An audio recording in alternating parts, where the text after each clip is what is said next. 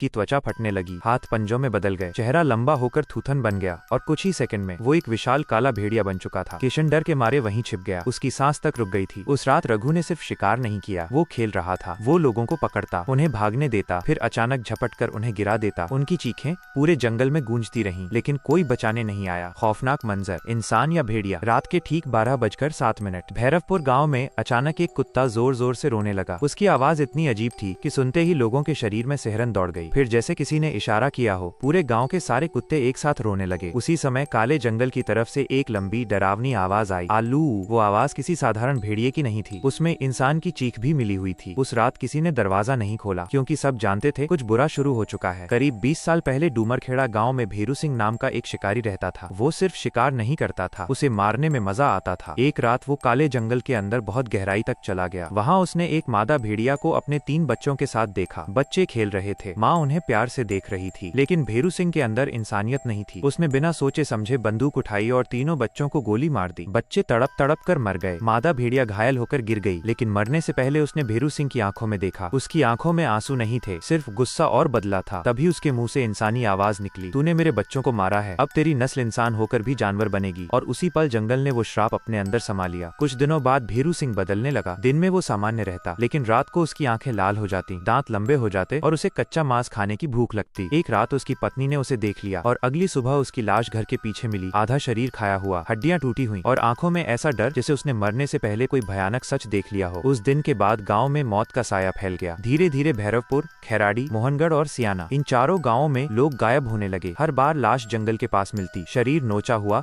हड्डियां टूटी हुई और आंखें खौफ से जमी हुई। लेकिन सबसे डरावनी बात ये थी कि हर लाश के पास इंसानी पैरों के निशान होते थे, जो कुछ दूर जाकर भेड़िए के पंजों में बदल जाते थे। गांव वालों को समझ नहीं आ रहा था कि ये कोई जानवर है या इंसान या कुछ और। 20 साल बाद मोहनगढ़ में एक आदमी आया, रघु। उसने कहा कि वो अनाथ है और भटकते भटकते यहाँ आ गया। गाँव वालों ने उसे अपनाया। वो मेहनती था, मददगार था, लेकिन उसकी मुस्कान अजीब थी, जैसे वो सामने वाले इंसान को नहीं बल्कि शिकार को देख रहा हो। दिन में वो सबके साथ रहता, हंसता बोलता, लेकिन रात होते ही गायब हो जाता। किसी ने उसे रात में कभी नहीं देखा। एक दिन किशन नाम का लड़का उसका पीछा करने लगा। रघु सीधे जंगल में गया और अचानक जमीन पर गिरकर तड़पने लगा। उसकी हड्डियां चट-चट की आवाज के साथ टूटने लगी। उसकी चीख इंसान जैसी नहीं थी, वो आधी इंसान और आधी जानवर थी। उसकी त्वचा फटने लगी, हाथ पंजों में बदल गए, चेहरा लंबा होकर थूथन बन गया और कुछ ही सेकंड में वो एक विशाल काला भेड़िया बन चुका था। किशन डर के मारे वहीं छिप गया, उसकी सांस तक रुक गई थी। उस रात रघु ने सिर्फ शिकार नहीं किया, वो खेल रहा था। वो लोगों को पकड़ता, उन्हें भागने देता, फिर अचानक झपट कर उन्हें गिरा देता। उनकी चीखें